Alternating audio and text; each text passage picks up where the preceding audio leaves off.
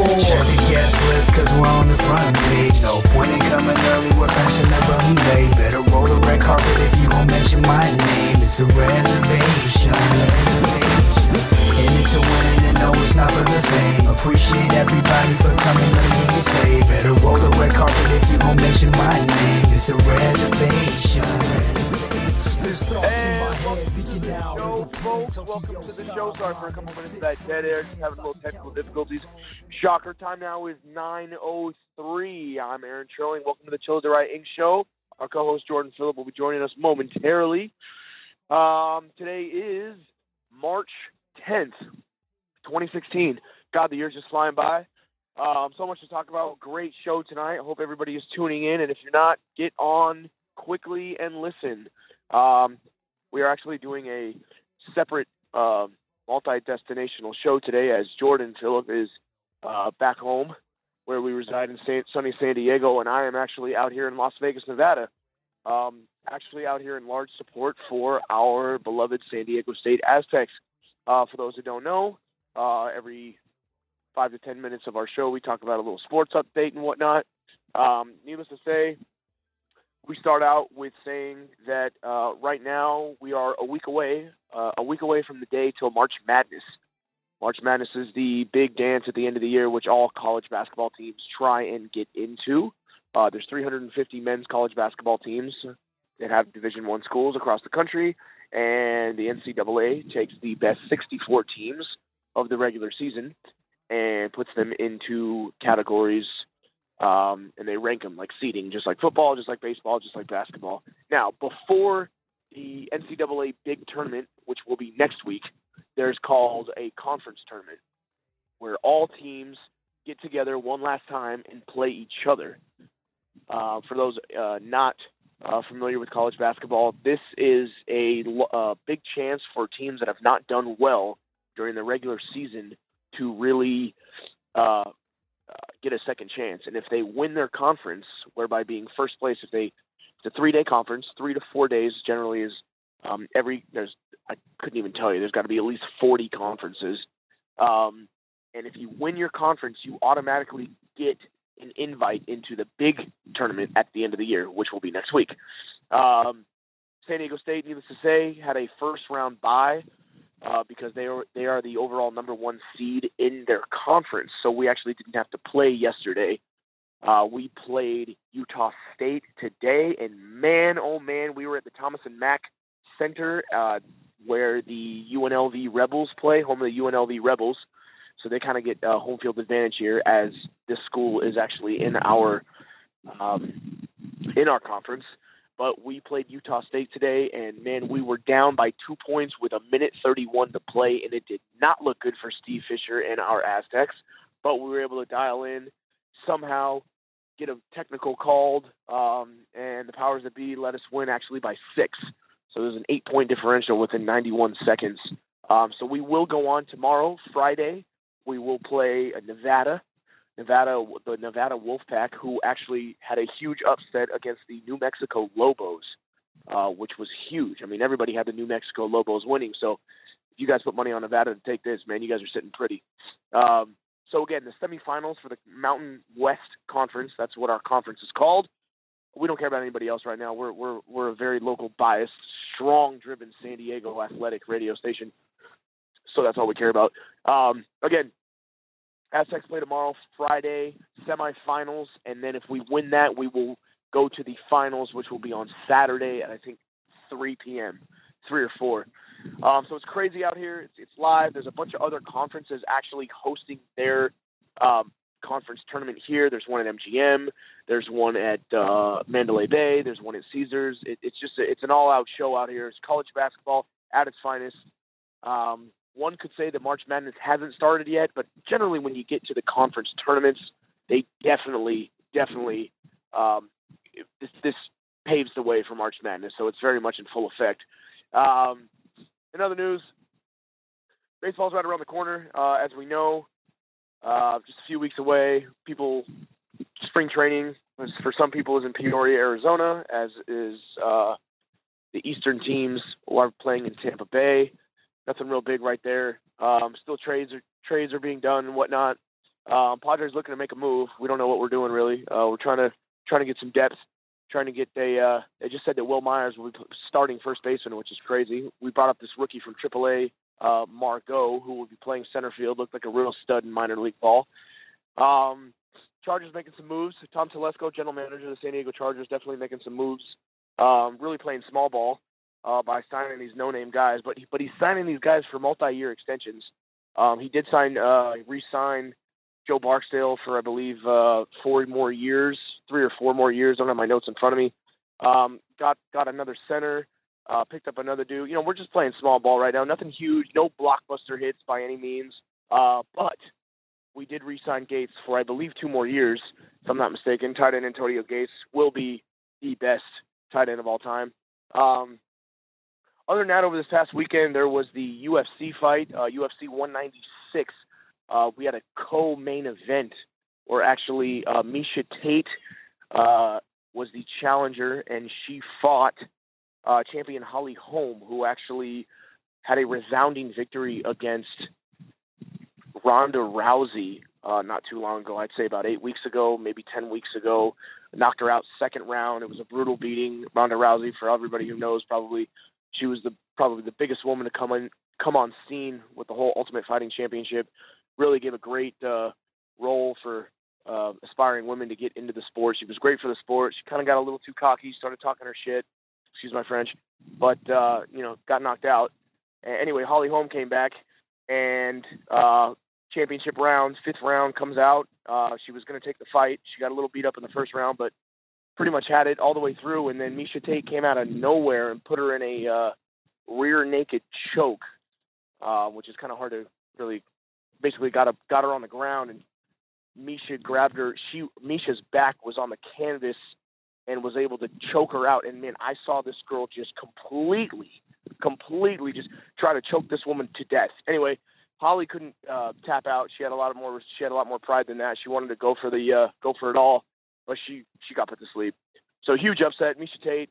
On the male side, also on the co-main event, we had Nate Diaz have an enormous upset over Colin McGregor, which is unbelievable. Colin McGregor came in. I mean, they were both just talking like I do.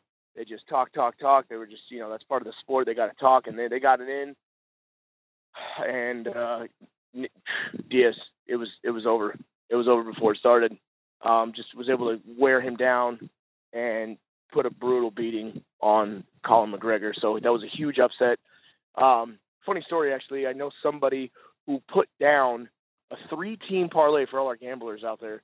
I know a guy that put a 3-team parlay down on Miesha Tate being an underdog to win, Nate Diaz, an underdog to win, and get this, the Los Angeles Lakers, who arguably have had the worst season since,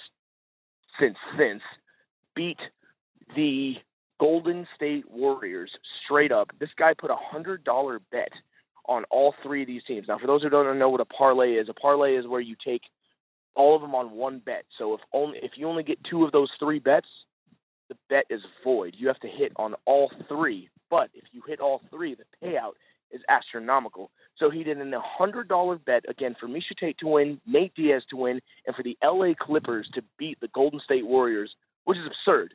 It's almost inside information. $33,000 it paid out. Unbelievable. You guys probably have seen it now, but that's the recap of our wonderful sports. There's other things going on. Peyton Manning retired. Great. Good riddance.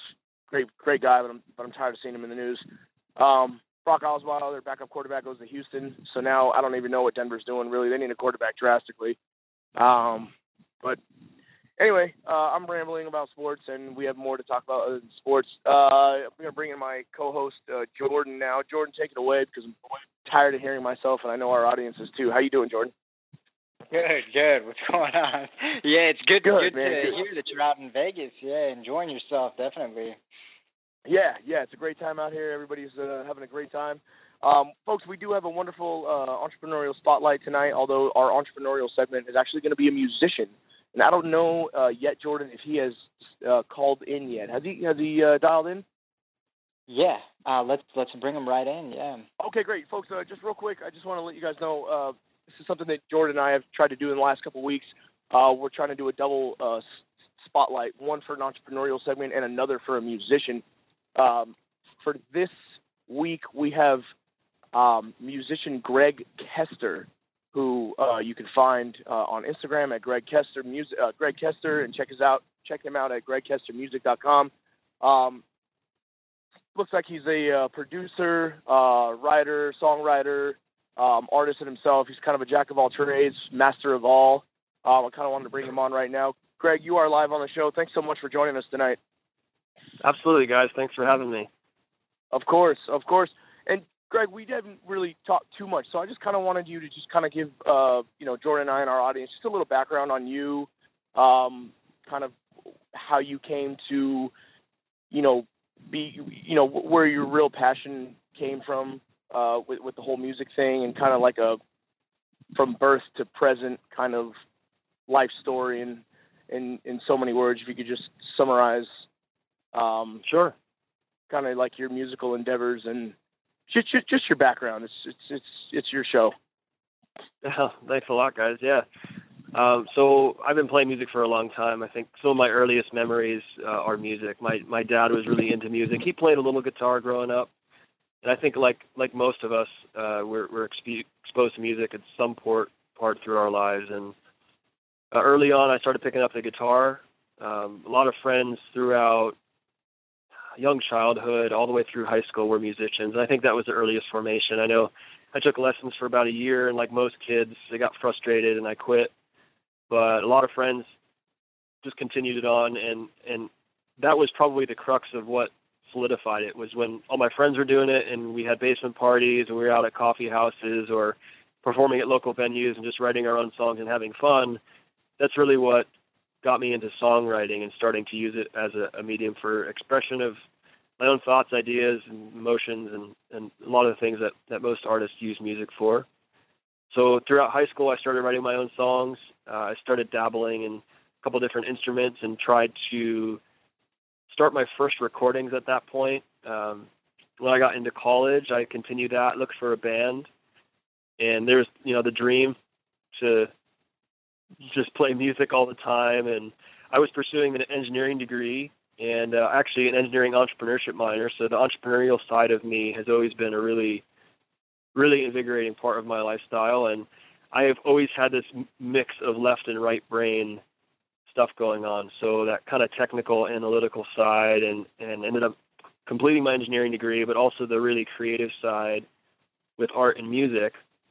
And opportunities to blend those two throughout the rest of that time were really what I pursued. A lot of it came with audio engineering and production, with starting my own business ideas, and the emergence of independent music actually being a business opportunity started to really come about when I was graduating college. So for those that don't know, the music industry has changed vastly over the years, and the old school model of huge rock stars that get very big record deals and an agency or a label takes care of everything for them have dwindled. And there's obviously still the really huge artists out there that people know that are still on the major record labels. But at the time, kind of summarizing and combining my interests with like my technical background and my creative and business background, I started to pursue the independent music environment and got really interested in recording. And in 2010, just started learning and self-producing and self-recording music. Oftentimes just joining in as many people who have been part of my musical journey as possible to record. So, hey, I had a great friend that I knew in high school played trumpet. Like, I like to give him a call and have him do some, like, a jazzier song. And other friends who are great vocalists, why don't we get them involved? And it kind of became a musical collective that was just a great opportunity to network with the music community, other passionate creatives, to learn as much as I can from people, and start building the whole repertoire of songs that would eventually become my song catalog. And at the time, tons and tons of tools were continually emerging to essentially start your own label.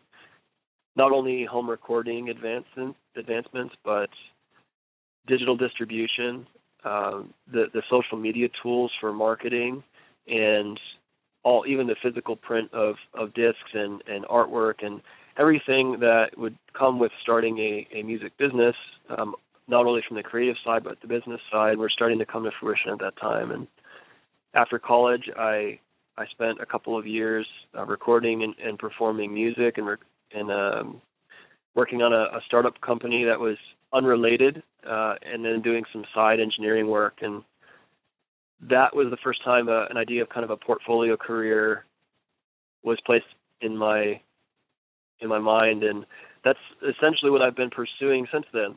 So I kind of have this balance of entrepreneurial endeavors, of music, and of an engineering career that I've been trying to balance for the past 10 years or so. And I've released 2 pieces of music since then. I'm in the middle of recording a new one right now. I live in San Diego, in North County, and really love the scene on the West Coast. A lot of my hobbies and community are out here. I'm outdoor enthusiast, action sports enthusiast, and really love the music community I've found out here, and the ability for musicians now to kind of make a run at their own entrepreneurial endeavors, not only being on the creative side, but on the independent side from distribution and all the content you get to create, and being able to connect with your fans and your audience in a really authentic and organic way. So I hope that was a kind of a overview that satisfied what you're Yeah, great. That was wonderful. Now, just a couple questions. Would you say right now you are a solo artist on your own? Yeah, I would say that. I've kind of got a collective of musicians around, whether it would be session musicians who that's their job, to be a professional musician in a certain instrument. But I also have had really good friends. My fiance right now as well is a wonderful vocalist. So there's people that have been joining the project that will be around much more regularly. But right now I would say that I'm a solo artist. Yeah. Okay, great. And where do you have your own recording studio yourself, Greg, or how do you produce your music? Where do you do that at? Yeah. So I helped build a recording studio in Oceanside, California, and it's at a private residence, but it's with a gentleman that I worked with in one of my other endeavors who really got into audio engineering, ended up going to school for that. And we built out a space there. That's my primary area we record.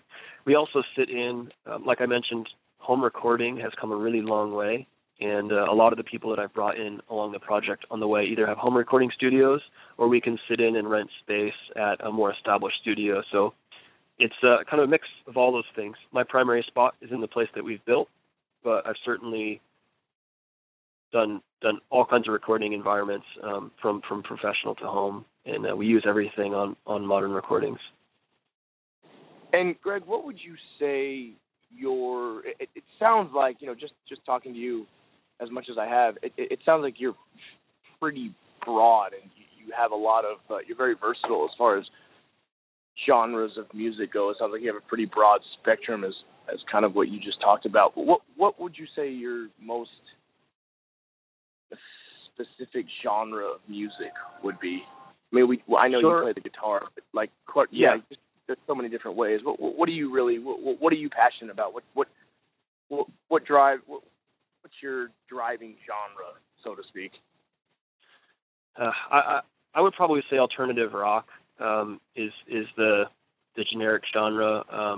It's definitely hard to describe. I listen to a lot of music, and I really like blues jazz stuff, and I like really loud rock and roll, and I like classical music, and I think there's a lot of artists that are doing a really good job at blending different genres nowadays. And if I had to pick one, I would say it's an alternative rock feel. I mean, it's definitely got a lot of like drums, bass, and guitars and things that you would expect, but I also having more jazzy elements and instruments that you might not hear all the time on the radio, things like trumpet or strings or more electronic influence on certain songs are definitely not out of the ballpark. That's funny. I was actually just gonna ask you that, Greg. I was gonna say, so I was looking at some of your content online, and I noticed a lot of the stuff you have that, like you said, session musicians. So, which is kind of foreign to a lot of the music on the radio these days, being how everything has been made in the box, without, like you said, organic instrumentation. But that is something that you do kind of fuse together along with live instruments. You guys are you are open to working with like synthesizers and stuff, inside the box. Yeah, absolutely. I mean, I think a lot of these tools have their place, and the way that you use them creatively is really important. I tend to appreciate still people making music together. What we've tried to do with this most recent recording is capture as many musicians in the same room playing together as possible. And historically, the recording process was largely done like that way back before technology was a big part of the recording process. And there's great ways and great records that have been made where people have just been a single artist and literally have layered every instrument themselves over a period of a long time using technology and drum loops and pre-recorded samples and things. And for me, this project has been really fun with that idea of the collective and session musicians and good friends, the spirit of people together in a room making music, trying to capture as much of that as possible, and within the bounds of budget and just physically being able to do it with the amount of people and space and equipment, and then using technology to add some of the other arrangements and additional instrumentation or backing vocals or all kind of things like that. But it's definitely an interesting dynamic. People make different music in all kind of different ways nowadays. Right, and I think that's awesome because, like you said, historically that's how music's been made, and like they also say, history repeats itself. So I kind of feel like we're reaching that full circle point where, personally myself, and I know Aaron, we spoke about this, how, putting live instrumentation into the music kind of brings the life back into the music. Like the microphone is almost like a camera, the way it captures the spirit. Like, you said, the spirit, the emotion, and it shoots it back in to the listener, just like the Beatles, Lennon, some of that stuff you can't replicate it without actually having the instruments, in the recording. So I that's a major, I take my hat off to you for incorporating that, and that's something major that we want to focus on moving towards as well. So hopefully, in the near future, we can get a session going as well. Yeah, that's awesome. I mean, I really enjoy it, and a lot of it's fun for me to listen to something and know that was like a group of me and my really good friends that actually played that song, that it wasn't all computer generated, that it really was a moment in time that was captured. And I think analog is something that's really, like you said, repeating itself in the form of history, repeating itself, that a lot of people appreciate when you talk to artists nowadays, where they're going back to film cameras instead of buying more megapixels. They like something about the character and the fact that you only have 35 shots on film. Like, you're really going to take your time and compose an image, and it's going to have a little more spirit to it, perhaps. And same thing with music. George Martin, the producer of the Beatles, just passed away, and like a lot of people, I think it's been kind of in paying respect to him, just remembering all the things that he did for music in general and the innovative techniques of capturing the Beatles and musicians of that caliber and of that historical nature and the spirit that was captured behind it. And I think that it's kind of coming back nowadays, like you're saying. Yeah, what was his name again? George Martin. George Martin. Okay, I'm going to have to do my research on him, definitely. Yeah. And folks, for those of you guys just joining us at our audience, we're on the air live with very special guest, musician and entrepreneur Greg Kester, giving us his rundown from his entrepreneurial and musical endeavors and how he became to be a musician, and just his just his overall passions in regards to music. Greg, is there any words at all, just simple words of wisdom, really, to any up and coming aspiring musicians, or even to famous ones? Any music lovers across the world, any music producers, any advice that you could kind of help guide them along the way? Because the music industry is very saturated. It's very, it's very hard to make a lot of money in music when it shouldn't ultimately be about that. It should be more about the music and the art. But anything that you could, really tell our audience as far as just great advice along the way to kind of help them, guide them to be better musicians at all? Sure. I mean, one thing I just heard recently that I've believed and aspire to is that if it moves you, then it's right. I think there's a lot of sentiment with music that you don't know who you're listening to. Are you listening to what other people are thinking about it? Are you listening to what it should be to be successful or to make money? Or are you listening to, man, that really hits the spot for me? And I think listening to that voice is one of the best takeaways. Really wanting to do the best you can to make it the best artwork you can, and at the same time not holding on to it so tightly that perfection or fame or these other goals that aren't associated to music necessarily or art are prevailing. So I think if it moves you, if it really resonates with your spirit, and especially if it connects to others, then it's a good thing that music will have that power. And I think that's something to hang on to in those dark days where you're a musician for 15 years and you still can't pay your rent or whatever, and those tough situations that people deal with when they're chasing things that are passionate that aren't necessarily fruitful by the world's standards. Sure. Jordan, any last things that you wanted to add or say to Greg before we let him go? No, it was awesome having you on, Greg. Really appreciate you making it, and look forward to working with you soon. Yeah, Greg, thanks so much for joining us and being a guest on our show tonight. We really appreciate it. Folks, check out Greg Kester, last name Kester, on his Instagram. And I don't have it right in front of me right now, Greg, but you have a website, gregkestermusic.com? Is that what it is? Yeah, gregkester.com. Greg Kester Music, you can get some free downloads there. And Greg Kester has some more content, videos, and there should be a new album coming out in the fall, and there'll be lots of fun stuff to share along the way, and hopefully some shows in San Diego. And yeah, if you guys are back in San Diego and you're around, definitely keep me posted. It'd be fun to meet up and share some more stuff with you guys. Absolutely. Greg, thanks so much awesome. again. We appreciate it. Thanks a lot, guys. Have a great night. All right. Thanks, Greg. See ya. There you have it, folks, ladies and gentlemen. Greg Kester. Sounds like a great guy, Jordan. Sounds like, the type of company we'd like to be in. And maybe we can get on something with him, Who knows? Maybe get, really, I mean, not to drop a name here, but I mean, really get on some Ryan Leslie shit. He kind of sounded like, he incorporates real life instruments.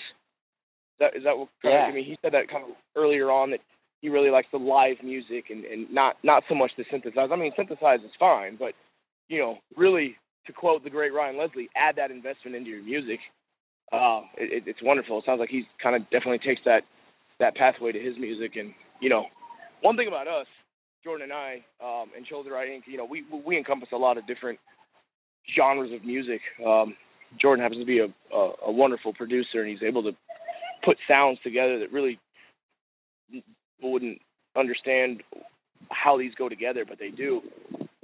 And Greg doesn't sound like somebody that's in our genre, so to speak, even though that we don't really have a guitar setting, but the wonderful thing about, hip hop and R&B and funk and jazz and soul, I guess everything is such on a collaborative setting, that in fact he would probably make a great fit into something that, if you and I got on a new, like a new song, Jordan, I think he would definitely that's what I'm saying. The David Capewood project, the D Capewood project. It's gonna be a hit. Do check that out. It hasn't, we're still pushing our progressive regression mixtape, but the next project Jordan and I are doing is my solo album. it's so new that we don't even have a name for it yet, but it is right now dubbed the name, the David Capewood Project. Do check that out. Should be about 10 to 12 songs. It's currently in process. Could have a couple cool features on there. It will be mostly me and 100%, of course, produced by Pravin. Jordan, anything else you want to touch on? I don't know if there are any literary pieces. That was a wonderful entrepreneurial spotlight. Folks, I hope you got out of that just as much or more than I did. That's how he was really informative, and he turned out to be a great guest. Local San Diegan, and very glad that we had him on the show today. Time now, folks, is 9:33. I'm calling live from Las Vegas, Nevada in the 702. Jordan's back home in San Diego. You are listening to the Chelladurai Inc. show if you haven't got a clue yet. Jordan, anything else? I don't know if you wanted to touch on any literary pieces that you've seen, or any authors, or any words of wisdom, triumph, or anything. Go for it. Your quote. We can kind of look, if we just look back on what happened last weekend, with the UFC fight that we just kind of discussed, the UFC fights.